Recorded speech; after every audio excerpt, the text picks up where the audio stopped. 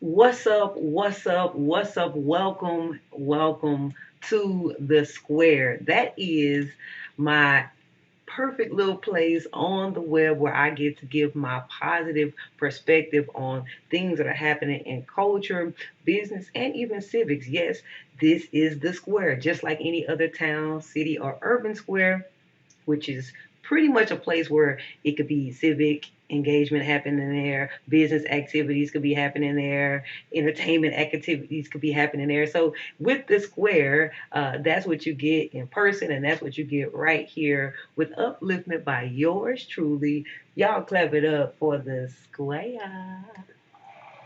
I am excited about today's episode primarily because Ooh, listen, it's going to be all about longevity. Longevity, long-term thinking, doing things over the long haul. And let's get it. Listen, ShySpeaks.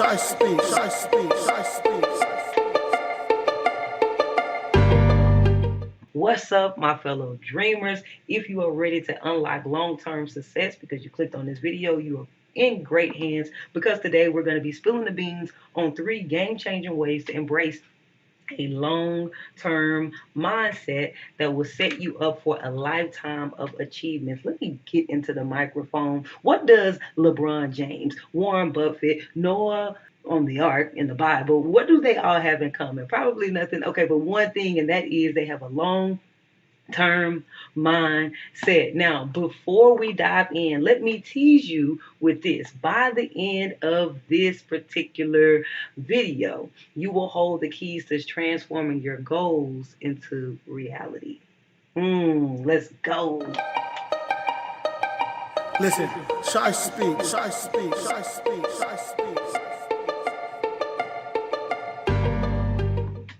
Now, in the world of quick fixes and instant gratification, it's so easy to lose sight of what truly matters. But trust me, adopting a long-term mindset, man, it's the key to, I'm just going to say, like, it's the secret sauce, okay? Say what? Yes, it is the secret sauce to reaching those dreams that seem to be out of reach. Now, if you've ever wondered, like, how do the big achievers, how do they stay committed, or how do you handle setbacks when you're going along the way without losing that spark? Well, if you have those type of questions, I want to encourage you to stick around because we're about to unravel those mysteries. First, up to bat, number one thing that helps you embrace that long-term mindset, that is you need to set clear long-term goals. That is setting crystal clear, meaningful goals that extend beyond immediate gratification that span personal, professional, and educational areas of your life, right? Then outline the steps. Okay, after you outline the steps and the milestones needed to achieve that goal, I then want you to get into the objectives that would have to happen over an extended period of time. And then I want you to focus on developing the habits is going to undergird those objectives, right? Now, it will feel like, short term because every day I'm just focusing on my daily habits. Daily habits. Daily means it's short term. That's how you would think. But no, truly, when you realize that these short-term habits are feeding into an overall objective, and then this objective helps me hit a milestone, you start realizing, like, especially once you hit that first milestone, you're like, ooh, I just hit a milestone. Hold on. I just hit a milestone. And once you hit that first milestone, you're like, your reward sensors are sparking, right? And so it sparks something in you differently. And also, by simply knowing that it contributes to something meaningful. Notice I said set crystal clear, meaningful goals. When you know that it's meaningful, it's like a subtle change that happens over time because it's something meaningful there. So you got the drastic changes happening every day because you're just focusing on every day. Wax on, wax off, wax on, wax off. But then there is this subtle thing that's happening because there's meaning attached to the goal. Now, I can say more about that, but I just want you to remember that your dreams are the destination. Okay, your dreams are the destination, and every milestone you reach is a victory. Okay, when you start feeling victorious along the way, listen, if you I'm gonna keep it going because I could unravel step number one in so many different ways. I want to keep it moving. Y'all ready to keep it moving? Let me hear you say, yeah. Okay, okay, okay.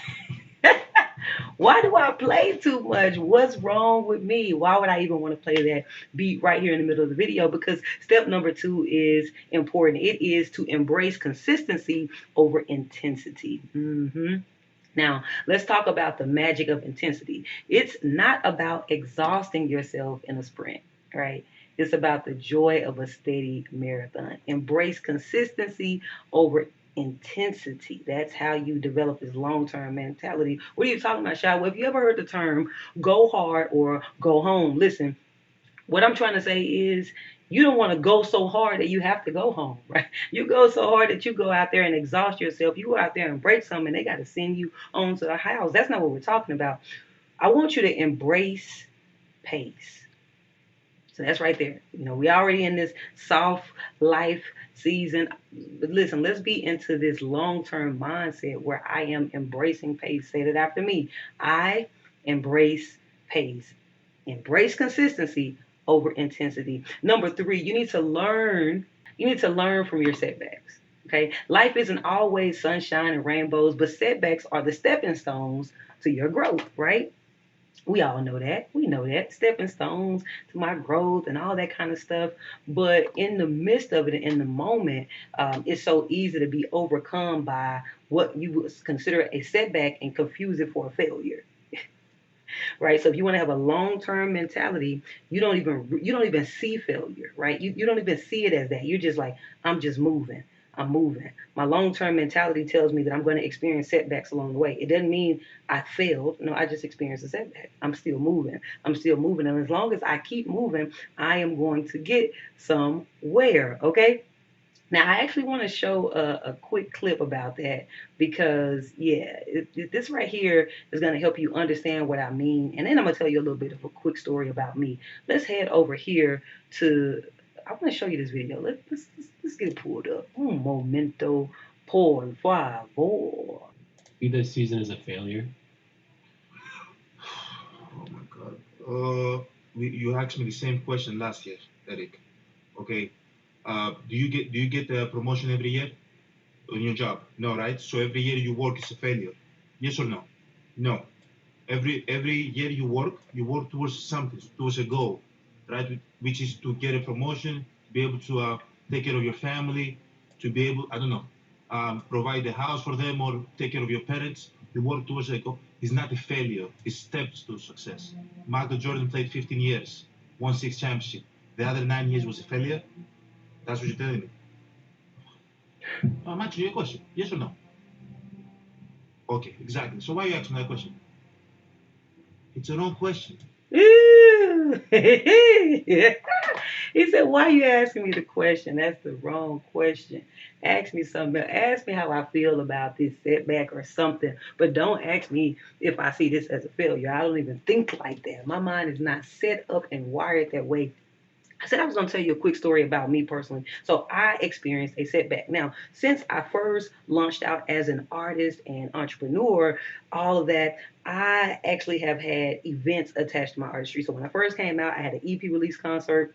After that, I had a big single and I had a video release concert and I made it an entire experience. And then after that, I had another video came out, but it was all about relationships. And so I started the opportunity to create a conversation. I wanted to have a in-person conversation, a panel for people to talk about relationships, where we are at the time. People came in attendance. I had it at a movie theater, an independent film. I mean, I've always put events alongside of my artistry. Well, fast forward to like 2020, 2019, I started having this idea, this thought came in my mind, civics, right? And civilized, right? Flashed in. And I had a civilized event. It was a drive-in concert and conversation. It was a way for people to stay social distance, right? And not only was it a way for people to stay social distance, but it was a way for them to still come together. You can kind of pull up in your car. We had the radio dial in. They can hear the concert was happening. The conversation was happening. It was a really cool experience. Somebody believes in it and says, hey, let's make it even bigger. Let's make it a full day event. Let's make it a festival. We turned it into a festival. After we turned it into a festival, we did it. That was almost like a 100x increase from the year before. And then we were like, okay, well, let's do it again. This year we're going to go 10x again. And I made a decision as like an owner of the business to kind of take it a certain direction. And I would say, if you look at it, it looks like it's a failure because we didn't necessarily have the event again this year. So, but I'm not seeing it as a failure. I see it as a setback. And I learned so much this year. I think I learned more this year not having it than I did if I had had it. So this is what I mean when I say you embrace a long-term mindset. Long-term, this will be 1 year in the drop of the bucket of all the events that I'll ever have done in the grand scheme of success, right? So every stumble teaches you something valuable. A setback isn't the end. That's the thing. A setback is not the end. It's a chance for you to rewrite your story. Now, people who have long-term mindsets understand that I accomplish goals along the way and I learned something valuable. And most importantly, in the grand scheme of things, these setbacks will only be a drop in the bucket. They're going to be minuscule to the success that I'll achieve if I keep on going. Now, wait. There is more. There is more. I want to talk about this mindset that I'm talking about, long-term thinking. It almost sounds like a victorious mindset. And I talk quite a lot about that in the music that I create and especially in the community that I'm curating. It's a Patreon community. Shout out to Patreon. The Patreon community is the people group who makes this particular anything that I'm doing here online go around. So shout out to them. And if you join the community, you can actually get more about this later. I'm going to keep it moving. But listen, friends, teammates, as I wrap this up, here I want you to embrace these transformative ways to embrace a long-term mindset. On your journey, embrace these 3 transformative ways to embrace a long-term mindset. Remember that success isn't always a destination.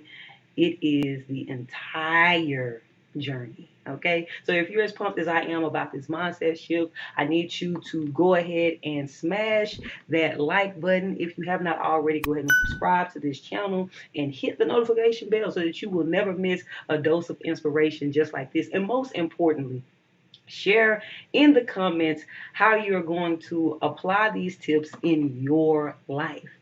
And until next time, I want you to keep chasing your dreams with the power of a long-term mindset. And listen, I plan on catching you on the flip side. So, my fellow adventurer, fellow thinker, fellow dream chaser that you are to even click on a video like this, I'll see you in the next video. Peace. Listen, ShySpeaks, ShySpeaks, ShySpeaks, ShySpeaks.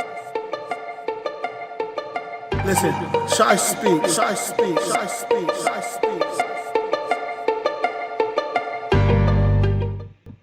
Simone Biles just defied time. Simone is now the GOAT with her record-breaking 8th U.S.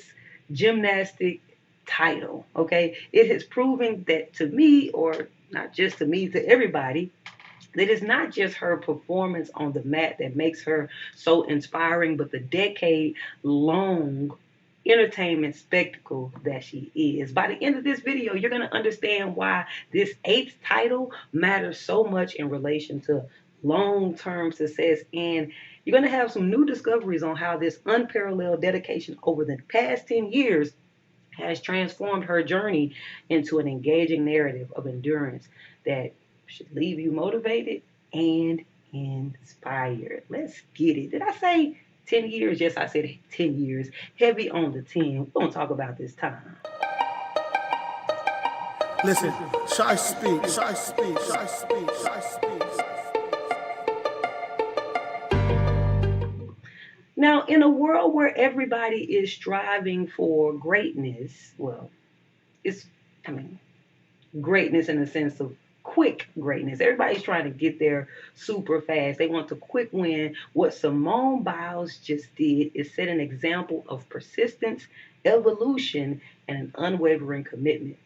Have you ever wondered how an athlete can remain at the pinnacle of their game for an entire decade? Probably hadn't had to worry about that until now. Or how Simone Biles, specifically, how her journey from a young prodigy to a seasoned champion can hold some type of powerful lesson for each of us. If you stick around in this video, listen, stick around because we're about to unravel the layers of inspiration that is Simone Biles.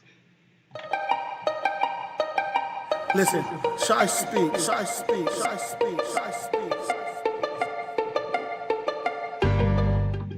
Now, Simone defies time. That's what I said. She defies time in several ways. Number one, she defies time when it comes to age. She was one of the youngest to ever do it. She started at the age of 6.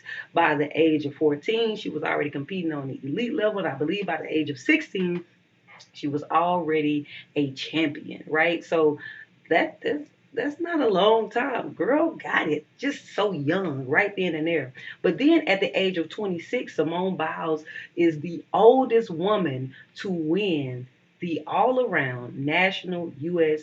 championship title. Ooh.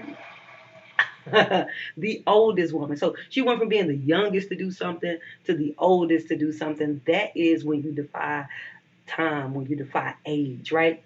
Now let's delve into the secrets behind Simone's sustained excellence. How has she managed to maintain her peak performance for a whole decade?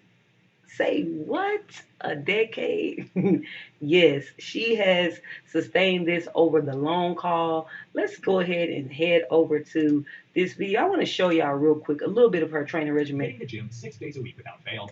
Just as a heads up, I'll watch it on kind of like a sped up speed. So she's not flipping this fast, nor is he talking that fast. But I just want you to see. Just listen to this training regimen. To spending quality time with her husband, Jonathan Owens, here's how Simone Biles trains for her performances. I have to start off with her fitness routine, of course. Trust me, being the most decorated gymnast in history isn't a piece of cake. For Simone, it involves serious dedication. That means having a jam-packed training schedule. Simone hits the gym for a whopping 7 hours a day, 6 days a week. Yeah, you heard that right. 7 hours of intense training, day in and day out. She's up and at it by 6 a.m. And by 7 a.m., she's already knee-deep in the routine. She trains and sweats it out for a solid 3.5 hours before taking a break. Then, at 2 p.m., she's back at the gym, giving it her all until 5:15. It's obvious that being a gymnast requires some next-level skills, and Simone knows that. This girl has some great discipline. She's got... Okay, we don't, that's enough right there. He threw out a whole bunch of numbers, something like 6 a.m., 3 hours here. She trains for 7 hours. So first of all, she defies time when it comes to work ethic. Most of us say that we do a thing, but unless we work a traditional job, we're not putting in 7, 8 hours. We're just not on that particular thing. You may be putting it in overall on a lot of other things, but you're not putting in just time. Listen, sis say she working for 7 hours a day, aka she's a full-time gymnast. She's not performing yet. She's practicing, training. Ooh, that's something right there with time and how she's so disciplined with the time blocks that she's working from. It's, man, oh my goodness. So that's why this 8th title is a big deal. But I'm gonna keep going. Also because she defies times when it comes to a new era. Now, her 8th crown moved her past Alfred Joachim, I believe it's pronounced. Let's just say Alfred J, who won 7 crowns, 7 titles between 1925 and 1933. 1933. It is 2023. That is over 90 years, right? That we were stuck at the era of 7 crowns. She just broke a record, bro. It's the dawning of a new era. So here's something I want to tell you about. To me, she just unlocked something in life for so many other people. I remember going through military training and we were all trying to run our mile in a faster time each week. And one of the sergeants told us about a story about a guy who ran a 5-minute mile. Now, before this, nobody could do a mile in under 5 minutes. Just couldn't do it. And then after the one guy did it, a couple more did it. Then tens, then hundreds. It's almost like when one person does something, it raises the standard, or it actually raises the ceiling of what is the possibility, right? And so here, what she just did by defying time, defying age, and then actually embarking on a new era by saying, hey, it's not just 7 crowns, it's 8. You can hold 8 titles. And here's the thing. If she just won this year and she in great shape, she could win some more. Like listen, I don't have time to unpack it. I know you see it though. She just unlocked something totally different in her performance. Now, she also defied time when it comes to something I would say is really, really important. And that is when it comes to the benefits of rest. This 8th title came after a 2-year hiatus. She took 2 years off. Let me say not hiatus, a 2-year Sabbath, okay? A 2-year rest. She took time off to focus on her mental health, right? That is so, so, so very important. And it was so very brave because she was at the height of her career and she's young. And people say this is a young person's sport. And if you don't get it right now, you don't get it while the getting is good. You're going to kind of miss it. And she could have made the mark physically, but kind of missed it and kind of messed herself up emotionally or mentally. She chose not to do that. She chose to sit out 2 years. Now, 2 years could be a long time for people who cannot go 1 month without working. People who can't go, like, I'm not trying to say she wasn't doing some things to generate some forms of income or whatever. And maybe her income is all working for her at some point. Maybe we can't go that long because, man, I need to work. I can't take a week off. I can't afford that. But some of us can't even stop and take a week off. And you have plenty of PTO. There's something there. It's really not about not having the time, and sometimes it's the bravery of stepping away to sit with yourself and understanding the benefit of getting in solitude and not always having, in her case, a camera in your face and a hand to shake, a new person to meet, no. You don't need all those demands all the time. The human being wasn't set up to always be like that. Some of us can't go 24 hours without working, aka taking a Sabbath. So she defied time. See, what we believe is that if we stop and I gotta get it every day, I gotta get it every day. If I don't, then I'm not gonna. If you gotta get it every single time and you're never gonna be able to do anything successful after that, then you might not really have it according to sis.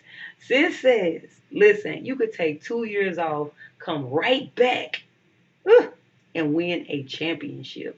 I love it. That's what I love about entertainment. Entertainment is, for me, is not just sitting around watching sports for hours and hours wasting time. It's watching the grind, the mindset, the approach. And to me, Simone is kind of like, she's dropping a lot. I don't know if we're picking up everything that she is putting down. Hopefully you understand that this 8th title represents defying time and long-term success on too many levels to actually keep counting or naming. But listen, per Simone Biles, if you need rest, it's proven to be a benefit. If you're getting older, for whatever field that you're in, every single field has some type of you're too old to be doing this in it. Of course, that happens earlier in sports because it's based on your body, but every industry is you could be you too old to be being a waiter. You too old. It's always I don't care. I mean, you too old to be being a doctor. There's always this limitation that somebody puts on you because of age, because of what other people have shown for it. But you could be the one like Simone Biles to set a new normal. If Simone's journey has ignited a spark within you, I want you to do me a favor. I want you to go ahead and hit the like button. I want you to go ahead and subscribe to the channel. I want you to share in the comments how her story has resonated with you on your journey. Now, I also want us to do something. I want us to celebrate her and the spirit of perseverance all together right here. Let's go. I'll see you in the next one. Listen, ShySpeaks.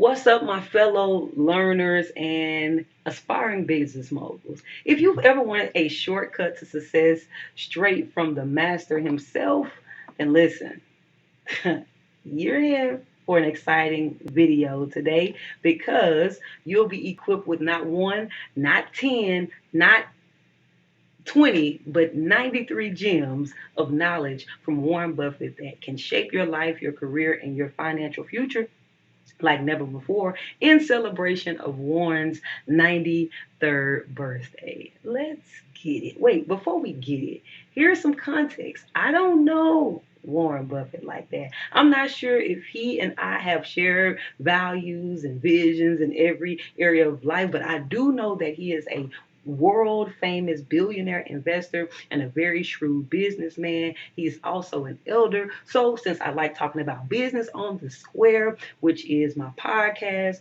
right here on YouTube exclusively right now, I figured I'd glean from his wisdom that spans across life and business. And today we're going to be diving deep into some quotes that can uncover the secrets to his extraordinary success. Let's go. Listen, ShySpeaks, ShySpeaks, ShySpeaks, ShySpeaks. Have you ever wondered how Warren Buffett got his billions, or how he sustained his billions, or how he sticks to having this legendary status over the years? Just wondering about that. Well, I want you to stick around because I'm about to unveil his playbook for greatness. I am going to go over 93. Did I say 93? How many did I say? 93. Yes, 93 different, come on, 93 different quotes, right? Different lessons. Okay, so for those of you who are wondering, 93, I don't got that kind of time to be sitting up watching something, no 93 different quotes. Okay, I get it. I'm not gonna read them all. I'm gonna read just a few that I actually have highlighted as the most notable. And I'm going to show you on the screen the 93. So you can see them, you can read them for yourself, but I'm going to highlight the ones that I think are most significant in the areas of investing and wealth creation, wisdom on business success, and of course, like lasting fulfillment. Because I think he might know something about that. He's lasted 93 years. Without further ado, let's get it in. Man, like I said, we getting right in. I took the time to write down these quotes. Here we go. There it is. Let's kind of open this up. I told you I pulled up a PDF. I wrote it down. I made it plain. All right. So let me get it back. Here we go. So like I said, here in a second, I want to show you. We're gonna go over all three of those different categories right now. All right, so we got 93 quotable lessons on life, business, and investing from Warren Buffett. Let's start with the investment principles. Number one, he says the stock market is a device for transferring money from the impatient to the patient. He said price is what you pay, value is what you get. He said opportunities come infrequently. When it rains gold, put out a bucket, not a thimble. That's an investment principle. Sometimes the opportunity is so sweet, and when it come around like that, don't put a little money in, put a lot of money in, because that's how you're going to be able to catch it, right? You got to put out a bucket out there so you can rack in as much as you can over time. I'm going to keep it going. He says, only buy something that you'd be perfectly happy to hold if the market shut down for 10 years.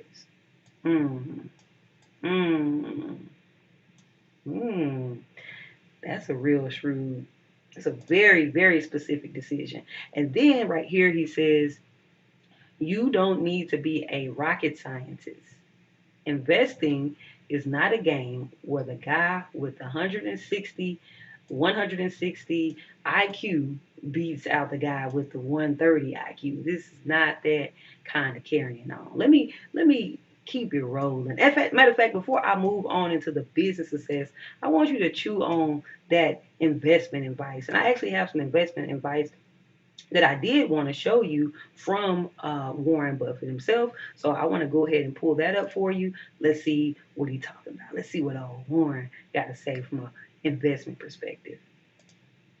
Give you a figure that'll blow your mind, I think. I bought my first stock when I was 11 years old. It was the first quarter of 1942. I spent $114.75. Three shares, $114.75. If I put that 114 into the S&P 500 at that time and reinvested the dividends, think of a figure to what it would be worth today. Oh man, $400,000 today, one person's lifetime. Now the market's gone down many times during that time. People have panicked during that time. Headlines have been terrible, but if you buy it for 10, 20, just keep buying the S&P 500 index and forget about all the other nonsense that's being sold to you. Let me give you. Listen, do we even know what he's talking about? I mean, he makes it sound so simple. Like he talks numbers like, and I have investor aspirations. I don't know if I plan to do it just like Warren or just like whoever, but I do want to invest at a very high level. I want to be able to know what the calculations would have been from 11-year-old all the way to now, like the compound interest. Anyway, listen, when it comes to the magic of compound interest, there is, from what he says, there's an importance in staying patient, right? I joked about not knowing what he's saying, but he talked about this, and people talking about the steady, gradual growth of something. Had you just put something in a very something that was not risky, just let it alone, and with patience, it would have kind of created this amazing result. It's like a lesson that he has that's a foundational of all his financial teachings, and it's a foundation of his financial empire. Let's keep it moving on over into, let's switch over to the business advice, right? Business, man, he has some business triumphs. He's the CEO of Berkshire, but this insights that he's going to be giving is not just for CEOs. They're valuable for anyone that wants to thrive in their professional journey. So let's read a few of these. Here we go. So let's see. All right. I highlighted in the business world, the rearview mirror is always clearer than the windshield. Some people are like, well, how's that business advice? Like, the mirror is always clear. Like, we all know hindsight is 2020. That's all he's saying. If you know a little bit about Warren Buffett, you know that he goes and he studies the trends. Like he looks at, he reads portfolios, financial statements, and he watches what's happening with the numbers back in this time and this time and this time and this time. Because if I can look at it, let me keep it going. You just gotta, if you got it, you got it. Number 2, it says, we're 39 here, should you find yourself in chronically leaking boat, energy devoted to changing vessels is likely to be more productive than energy devoted to patching up that leak. He said, risk comes from not knowing what you're doing. And then he says something else about stock, but it's kind of like a business advice as well. He says, I try to buy stock in businesses that are so wonderful that an idiot can run them because sooner or later one will, right? And so that's kind of a little bit of a sense of humor there, but that's a business advice because you should have a business that's so easy to manage that even an idiot could run it. Because either you're going to hire one or you're going to have an idiotic one. Anyway, I'm just giving you, these are his quotables, okay? Now, lastly, I want to dive into Buffett's life lessons, the gems that he offered as guidance that go beyond the boardroom or balance sheets or anything like that. And we're going to get into some of the things that he has to say about lasting fulfillment. Now, I actually have something I want to show you that he said as well about lasting fulfillment. Give me just a second here. And I'm going to pull that up for you just so you can see what Warren said. There we go. Here we go. Video tried to play me, but I want you to hear what he has to say about money because most people know him as a billionaire investor, but he has some thoughts on lasting fulfillment. So check it out. Has no utility to me. Time has utility to me, but money in terms of going making trips or owning more houses or having a boat or something. It has no utility to me whatsoever. It has a lot of utility to other people, which is the reason for the giving play.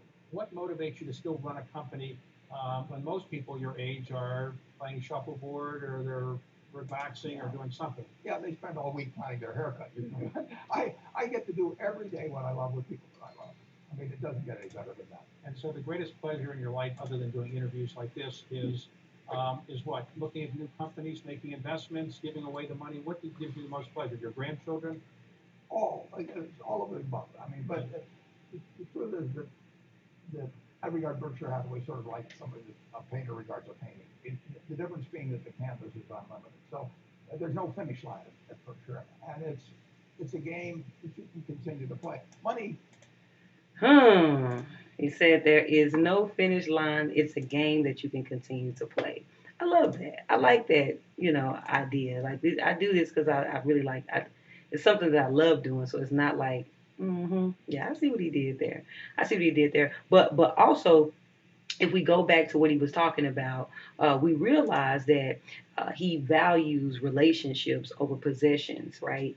Seeking knowledge constantly. These are the lessons that are secret ingredients for a life well lived. I'm going to read a couple of more principles here from this list of 93, and then I'm going to go back to showing you the list of 93. Yeah, let's do that. Let's show you the list of 93. Here we go.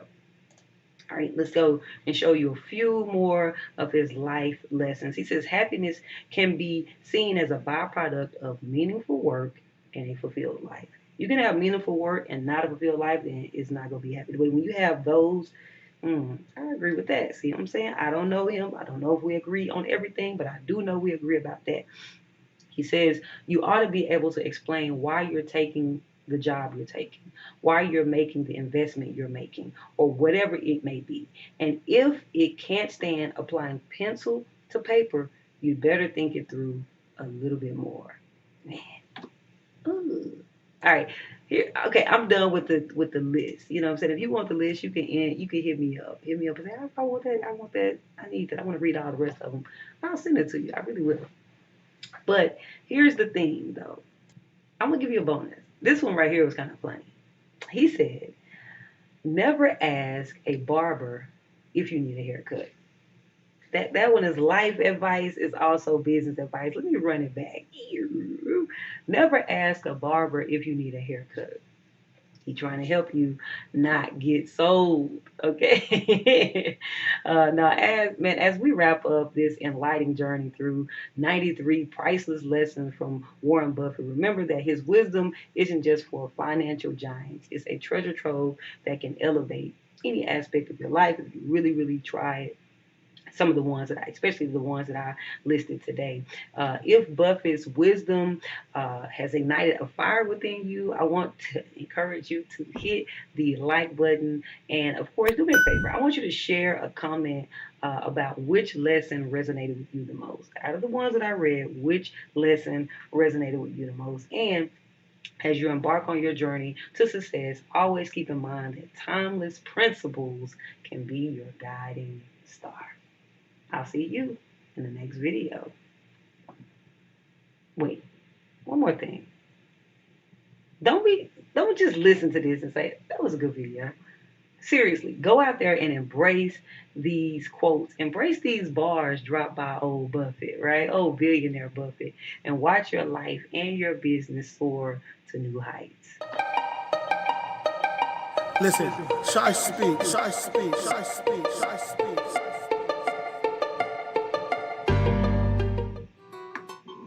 Now, what if we thought about civic engagement through the lens of this quote? Someone is sitting in the shade today because somebody planted a tree a long time ago. What's up, everybody who is a thoughtful mind, a advocate for positive change, and you saw civic engagement and said, I want to know about this. Well, today we're going to be having a paradigm shift. We're going to be reimagining civic engagement, not just a means for immediate results or short-term results, but as seeds to sow today for a more selfless and impactful future.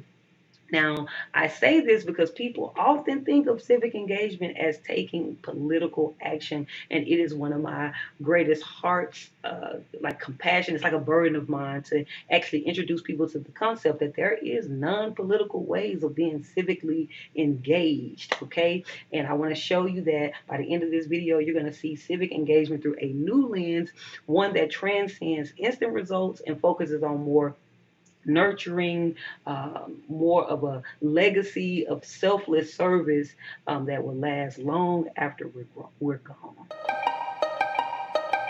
Listen, ShySpeaks, ShySpeaks, ShySpeaks, ShySpeaks.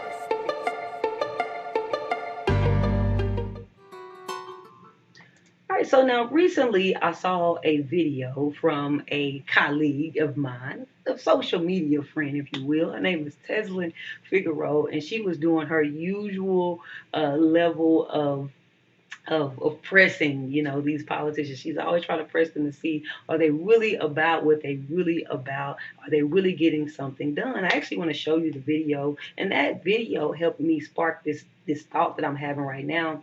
That I want to do a video to encourage people about different ways to be civically engaged that is non-political and also very, very, very unselfish. I'm going to share those ways here with you in just a moment. But let me first show you this video. It's kind of funny. Now, let me tell you this. Tesla and I, we've not met in person. We were on a panel together before. She likes me for the light that I bring, and I like her for the fire that she stirs up. So let's watch it. It's kind of funny. Reverend Sharpton, hello, I'm Vivek, and I want to ask you, last week on the show we had Senator Kerry, and this week, and the week before we had Senator Edwards, and my question for you is, of all the Democratic candidates out there, why should I vote for the one with the least political experience? I got involved in the political movement when I was 12 years old, and I've been involved in social policy for the last 30 years. So don't confuse people that have a job with political experience. So when is it that you voted for the first time? I voted in 2020. Okay, so you're how old again? I'm 37 years old. So for how many years you sat around and did not get involved at all in any civic engagement? Is that my understanding? A long time is the answer. And if you're only going to count government service, you're absolutely No, not government right. service. Okay. I got involved in the political movement when I was 12 years old. I'm not talking about government. I can go all the way back from the 5th grade every year, sir, because people who are in service to this country, if you're going to go around saying you want people to believe in this country that I signed up to die for, then I want to make sure that you're holding that same standard. So not government, not political. Let's not get it confused. I got involved in the political movement when I was 12 years old. 12 years old. 12 years old. This is the part where she played too much right here. Like, Tez. They just couldn't believe that somebody would do all that alone for no particular reason. Why are you doing it? I just felt like running. Okay, so now I don't know whether or not he just felt like running, but one of the things that was said in that, she said, how long, over 16 years of not voting. She didn't say 16 years of no civic engagement. And what he was probably about to try to say is, if you're going to only count government service, if you're only going to count people who work jobs in the government sector, then no. But maybe he was going to, I don't know, but she just... Tez play too much. Like, that's why I want y'all. It's kind of comical too, but she be serious. So she's very, very, very serious. But no, seriously, I wanted to address that because just because he hadn't voted in 16 years doesn't mean that he couldn't have been civically engaged. There are so many other civic activities for people to be in, so many of which that are not even political. I actually have something I want to show you that is an example of types of civic engagement. But basically, civic engagement can span from activism and advocacy, civic learning, which is just acquiring the knowledge of community, government, social issues, political issues. It can be community service and volunteering. It can be service learning, which is combining education and community service all together and making it reflective and making it, there's that. Then there's community engagement intern type of shit, entrepreneurship. There is philanthropy and fundraising, which is a form of civic engagement. There is political engagement, of course, as we know, and you want to get involved there. And then there is such thing as community engaged research. Now, that's one I really want to encourage more people to get into, because you can spend time collecting the data, because the data is important. Once statistics say over a long period of time this will happen, listen, people cannot dispute facts, and once we have the facts, we can get something done. So sitting there collecting data and doing research is important as well. And last but not least, which is one of the ones that I actually lean into the most, which is social entrepreneurship and social innovation, right? And so, but here's the thing. When we think about civic engagement, have you ever wondered how our actions today can truly make a difference that lasts generations? Not like just for the moment, not a short term, but generations, or how our acts of service can restore the selflessness that civic duty really demands, right? Selflessness. And I want you to buckle in, because we're about to uncover these hidden treasures. I got three distinct paradigms I want to shift through, and that is the first, immediate impact versus lasting legacy, selfless over self-interest, and then planting seeds of change. Let's unpack what immediate impact is. So when we start the discussion right there, while it is satisfying, right? Satisfying, it oftentimes fades away, but immediate action is important. So here are some of the things that I would consider immediate action. So number one, community cleanups, right? Number two, community cleanups, right? Going about doing an event where residents come together, they pick up litter, they clean up public spaces, they beautify their surroundings. It provides an immediate visual improvement, cleaner streets, public areas that create a sense of pride and well-being in the community. Another thing is emergency relief and assistance, right? That's a way to get civically engaged and have immediate results. But we're talking about civics that's non-political and selfless. So we really want to lean towards the legacy stuff. But I want to show you what the immediate things are, and so we can understand what the legacy things are. Emergency relief and assistance. We already understand when there is a natural disaster, when there is some type of accident or some type of crisis, people can showcase civic engagement. You don't have to wait for the government. What is the government? What the politicians going to do? Where you at? No, the people come together. We begin to provide food, shelter, medical aid, emotional support for those individuals who are affected by the crisis, and give them all the things that they need to make a tangible difference in their lives right there in the midst of them going through a time of distress. Immediate impact, and that is very necessary. Another thing that I think has immediate impact to a certain degree, is voting. Like, especially when we're voting for people and they're going to be able to occupy the seat for 2 years. Right, you voted them in, and then you'll be able to see them what they can do in 2 years. Not to say in that 2 years they could possibly do things that last a long time, but ultimately the initial tangible experience of that action, that vote, put this person in for a 2-year term, this person in for a 4-year term, and they may take a long time getting acclimated and all that. They may only be able to get to accomplish 1 or 2 big things, but your vote, you want to know who is the people who are going to be leading over you right then and right there, because they're making decisions about everyday affairs. They could make some long-term decisions, but ultimately it's a little bit of an immediate impact. When I say immediate as in short term, a little bit different from a lasting impact, which actually leads me into my next topic, which is selflessness over self-interest. So, okay, now listen, when we engage in civic activities, as if we're planting seeds, we're cultivating a future where fruits of our labor benefit countless generations. And that's a little bit of difference. As I look around the political landscape, I listen to conversations, I'm chiming in on what people are talking about. It seems like a lot of times people are kind of lobbying for their own causes. If I'm not mistaken, they're just kind of trying to make sure they get their needs met.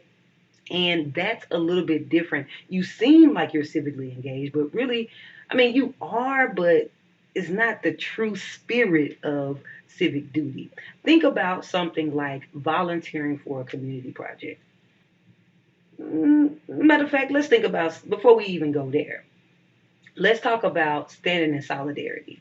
Okay, when you stand in solidarity with a group of people, this is an issue that is not affecting me, nor is it affecting my people, my homeland, none of that. It's just it's just something that's affecting people. And as a citizen and as a human, I am concerned for the issues that social issues, political, whatever root causes that are affecting people. I'm concerned about people and I'm standing in solidarity. And yes, this group of people talking about it by themselves can make a difference. But if I'm talking about it, if I am a whole nother person from a whole nother community and I stand in solidarity, now we are increased in numbers. And if this many people and public opinion, like if this many people care about it, then at that point it can persuade public behavior and all that kind of stuff, and even public policy eventually. But ultimately, standing in solidarity is a selfless thing. We want to look at being selfless over self-interest.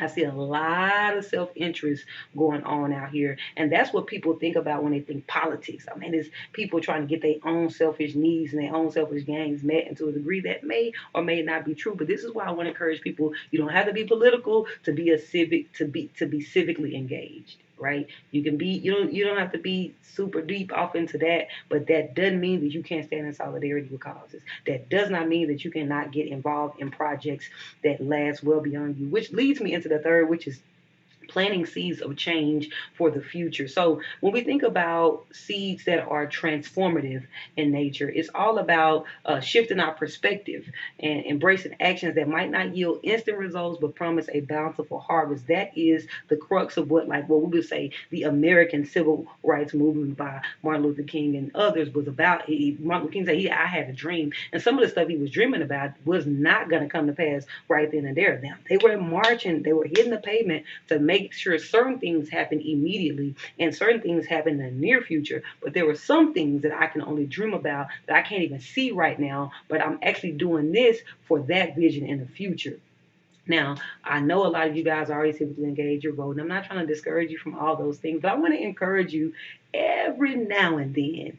Make sure you get back to the root of what civic engagement really is all about, and that is service. Here's a way to do that. You can actually, I would say, you can promote environmental conservation. Okay, you can participate in tree planting. You can participate in habitat restoration. This house is gonna live way past me. We're gonna restore these houses, or this house, or these houses on this block, or these buildings, and this stuff is gonna stand long after I'm gone. It's something different about serving a group, not just your community, but a community that's gonna exist well beyond you. It's different. It's a different level of duty. It's a different level of humanity and compassion that you live out of when you do those types of things. Any type of sustainability project, I'm going to go back and make it plain with even tree planting, is one thing to go do a community cleanup. That's immediate impact. It's another thing to say, hey, these people are experiencing all types of breathing problems. They're experiencing all type of the ecosystem around them is being affected. So what we're going to do is we're going to come over and plant some trees. And this stuff, I may not see this tree reach its full potential in my lifetime, but some point, like I said at the beginning of this video, if we look at civic engagement through the lens of this, somebody is sitting under a tree getting shade because someone is getting shade because somebody else planted a tree a long, long, long time ago. Now, you can even do other things like investing in the youth, because we say the children are our future, mentoring them and advocating for any type of sustainable policies. All those things are seeds that we can do to plant today that contributes to a legacy that echoes for generations. It's selfless. It has nothing to do with you, your personal community, your personal, your ethnicity, your age, your gender, none of that, your sexual rights, none of that matters. Like, this is sometimes I'm doing stuff just for the sake of human sake, just for the sake of compassion, just for the sake of my love for life that's going to even exist beyond me. That's true civic duty to me. Now, guess what? I talk like this all the time, and I actually have live streams once a month that are private to my Patreon community. Shout out to the Patreon community, aka Team ShySpeaks. We delve into all these types of topics a lot of times, and we go even in on other things. So if you have not already, you didn't know I had it, go check out my Patreon, ShySpeaks. You can join Team ShySpeaks today, and we can hop on and have a private conversation. But listen, as we wrap up this video, right, and we wrap up this journey through rethinking civic engagement, remember that every act of service that you perform today really is a seed. Some people say, well, you said something about voting, and let me go back and correct her. You don't have to correct me. I understand, because some people in 2 years can do a lifetime worth of damage. So I'm not taking away from that, but I'm talking about your action. Oftentimes is, I want to see this person in office. That's you trying to see your friend in office. It's still a little self-interest. Or you're trying to get this person in office for the next 4 years because they said they're going to do this for your nonprofit, your union, your PAC, and all that kind of stuff. There's still a lot of that's going on. I'm trying to talk about moving beyond anything that will serve you right now in this lifetime and do something that is a seed towards a future built out of compassion, done out of unity, done out of selflessness. Listen, if this new perspective resonates with you, I want to encourage you actually to like this video. I want to encourage you to subscribe to this channel because I have more community-minded things coming where this came from. I'm really passionate and have a true burden to help people understand the difference between civics and politics. Yeah, I mean, and at the end of the day, I want us to nurture a legacy that shines brightly for generations to come. Again, get ready to embrace the power of planting seeds. If you listen to this video all the way to this point, I want you to understand that if you go do something that is any type of sustainability, like, am I doing things? Am I civically engaged in stuff that's just rah, rah, rah for right now? And maybe it might impact things over the next couple of years. Not saying it doesn't matter. Or am I doing something that's going to last well beyond me?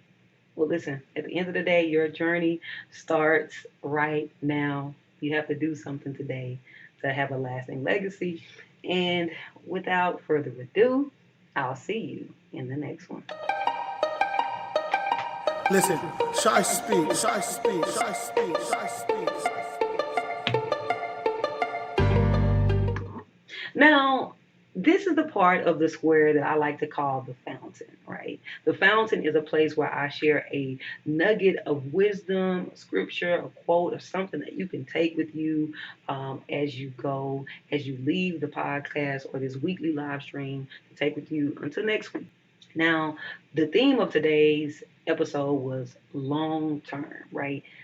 Long-term success. We talked about 3 transformative ways to have a long-term mindset. We talked about Simone Biles killing it in gymnastics over the long haul and defying time. We talked about Warren Buffett, who had all these life nuggets and quotables that he's dropped over 93 years of living and how he's been able to build his wealth over the long haul. He said something. There's a story that has it that Jeff Bezos asked him, well, hey, Warren, your investment style is so simple. Why don't people just do what you do? He said, because he answered, Warren Buffett said, because nobody wants to get rich over time. They want to get rich a long time from that. They want to get rich quick. That's why they don't want to follow this way of doing it. At the end of the day, he's proven that his method works. And also, he got started quite earlier than a lot of us. He's 93. He says he got started at 11. But anyway, the point here in the fountain is that I want to encourage people, when we talk about long-term, it makes me think about the future. It makes me think about planning. And I want to actually encourage somebody who may be disheartened about actually planning, because due to a series of unfortunate events, they found a safety in just being present and only taking things day by day, so much so that they've started to live day to day. You're not just taking it day to day, you're living day to day, and there's a little bit of a difference. And here's the thing, all of that is cool actually, because it can provide you with a sense of security or like sanctity, because you're going to be resting in the moment, so to speak, and not taking too much thought for the future. But if you're going to be building something, If you're going to build something, you have to plan for the future. So here's what Jesus said in Luke chapter 14, 28, verse 30. He says, which of you intending to build a tower does not first sit down and estimate the cost to see whether he has enough to complete it? Otherwise, when he has laid a foundation and is not able to finish it, all who see it will begin to ridicule him, saying, this fellow began to build and was not able to finish. Listen, God plans for the long term. Listen, the Bible says that before the foundations of the world, the Lamb was slain. He already had a plan before the plan before the plan, right? When he got ready to create man, he didn't just create man and have us floating in the abyss. Or nor did he create mammal. He actually created land to be able to sit man on. Before he created the sea creature, he created the sea to put them in. He has a plan. He has to think about things. You have to think things over. And so here's the thing. People sometimes confuse do not boast about tomorrow as in like do not plan for tomorrow. Let me run that back.